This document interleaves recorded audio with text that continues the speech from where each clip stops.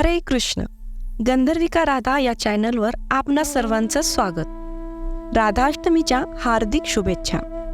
तप्त कांचन गौरांगी राधे वृंदावनेश्वरी वृषभानुसुते देवी प्रणमामी हरिप्रिये. अर्थात मी राधाराणीला प्रणाम करतो, जिची अंगकांती तप्त द्रवरूप सुवर्णाप्रमाणे आहे व जी वृंदावनाची राणी आहे. तू वृषभानु राजाची सुपुत्री आहेस, तसेच भगवान श्रीकृष्णास तू अत्यंत प्रिय आहेस.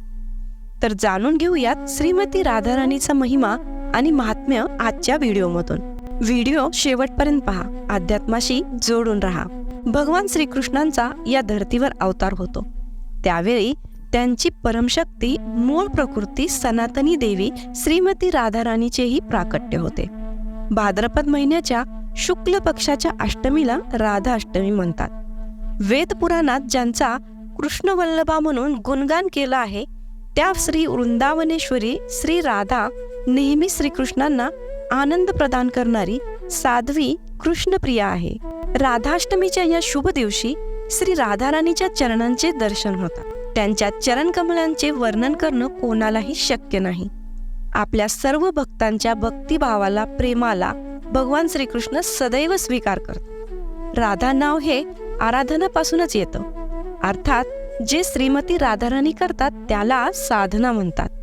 राधाराणीच्या कृपेनेच आपण भक्ती प्राप्त करू शकतो, तसेच भक्ती मार्गात पुढेही जाऊ शकतो. भगवंताच्या नखापासून निघणाऱ्या ज्योतीला योगी अनंत जन्मापर्यंत तपस्या करून पण प्राप्त करू शकत नाहीत.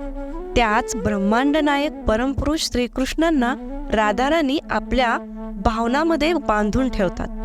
राधाकृष्ण गणोद्देश दीपिकामध्ये म्हटलं आहे, भगवान श्रीकृष्ण आपल्या एकांतात निरंतर अत्यंत मधुरतेने श्री राधा नाम जपत असतात.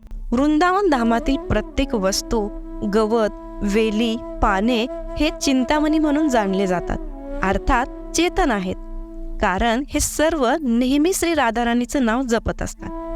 वृंदावन हे स्थान श्रीकृष्णाचं, पण तिथं आधिपत्य श्रीमती राधाराणीचं. राधाष्टमी या अत्यंत पावन पर्वावर भगवान श्रीकृष्ण आणि श्रीमती राधाराणी यांचा विशेष आशीर्वाद मिळविण्यासाठी भक्तवृंद राधाष्टमी हा उत्सव खूप आनंदाने साजरा करतात.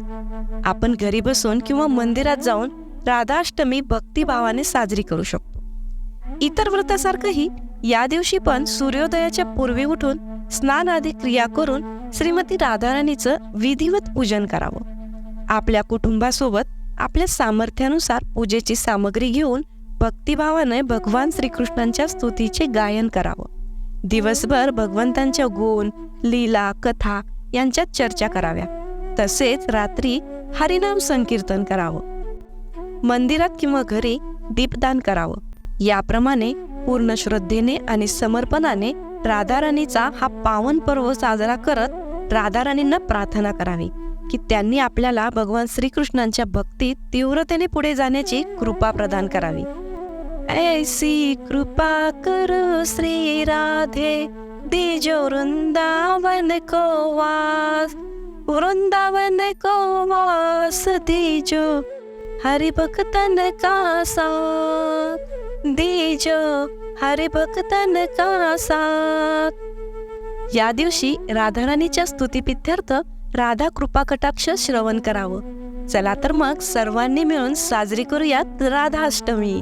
भेटूयात पुढील व्हिडिओत नवीन विषयासह. पण व्हिडिओला लाईक, शेअर आणि सबस्क्राईब करायला विसरू नका. हरे कृष्ण.